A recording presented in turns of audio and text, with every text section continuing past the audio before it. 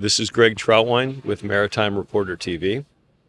We're here in New Orleans at the International Workboat Show, and we're very pleased to be joined by Todd Allen of Navtor.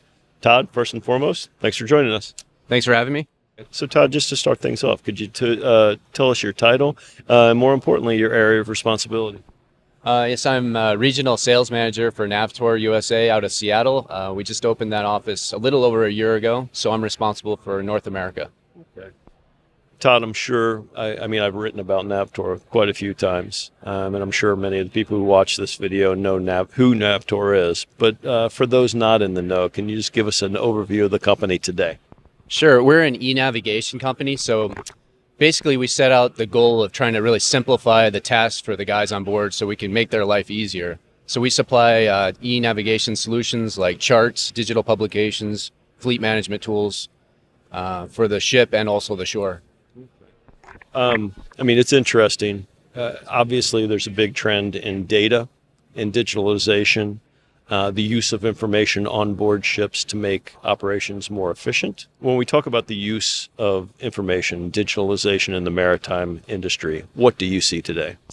I think it's a matter of, there's so much information out there for one thing, so it's a matter of making it usable, easy to get that information so you can take action on it. So our goal really is to not make tools that are hard to use, make things that are very accessible, very minimal amount of clicks so that the guys on, or the people on board can gather that information and make intelligent decisions based on that. So it's a matter of just filtering through, I guess, getting the right information to the right people in an easy way, and also make it nice to look at, simplify it, and make a nice looking product as well. So. Absolutely. You know, you probably know this as well as I, that traditionally the maritime industry is conservative by nature. And a lot of these tech trends that we talk about, they're varying stages of integration.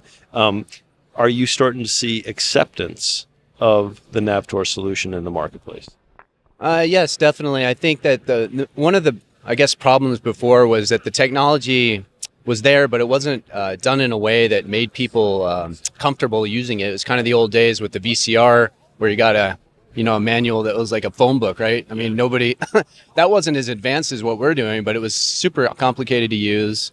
Like, took you forever to know how to record a show, for instance. And now you have iPads that are just touch enabled. So that technology is actually much more advanced, but it was done in a way that really thought of the end user. So that's what we wanted to do. We wanted to think about the end user and how we can make it as easy as possible for them to get the information. And I think when you do that, when you make things that are touch enabled, if you put them on a big screen, you get an overview of things. People that were hesitant to go to technology, and when they see how easy it is, they become, I guess, open to it then. So obviously the commercial maritime world is very large. You have the deep draft, you have the workboat market, you have offshore, you have everything in between.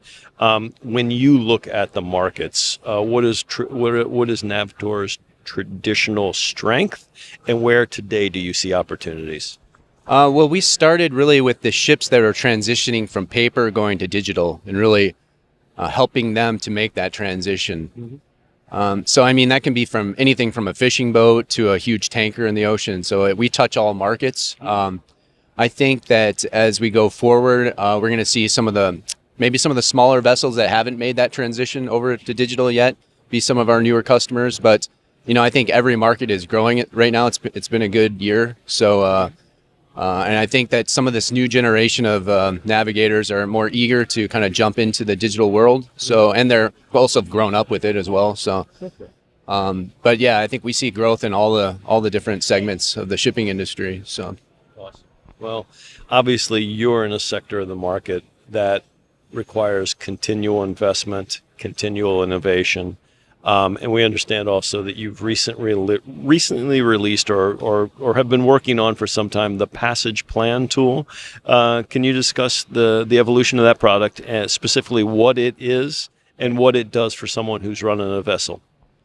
Well, it started out as an idea of taking the paper chart and digitalizing it, basically, duplicating the size of it. So we have a software that works with a digital chart table. So it's a big table where it's kind of like a big iPad, basically. So you can grab and manipulate the information, look at the chart, and then what we've done is build upon that passage plan. So instead of traditional way of doing it where you were writing out things and having to look up lots of different different books and try to get all this information in one place. You have all this software that basically takes everything and puts it all in one area where you can turn it off and on, and you can build a document with the chart as all in one place. So we've been testing it out for quite a long time now, for maybe a year and a half, and we've had quite a few captains comparing it to how they did it before, and they're saving anything from 1 to 3 hours of their day of work. So it's gotten a lot of great feedback, and we'll continue to build upon it and improve it. So Fabulous. Todd, thank you very much for your time. It's a busy show. We appreciate it. thanks for having me here. It's great to be here. This is Greg Troutwine with Maritime Reporter TV.